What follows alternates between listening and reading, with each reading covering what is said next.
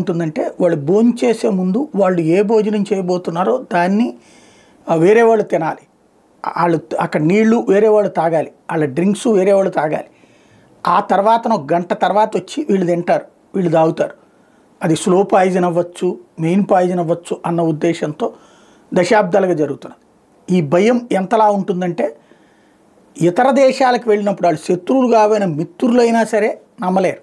తాజాగా Saudi Arabia టూర్కి వెళ్ళాడు ట్రంప్. సహజ సిద్ధంగా వచ్చిన అతిథికి ఓ పానీయం ఇవ్వడం అలవాటు కదా, అట్టా డ్రింక్ ఇస్తే తాగడానికి భయపడ్డటువంటి ట్రంప్ సంబంధించినటువంటి విజువల్ ఇప్పుడు వైరల్ అవుతోంది.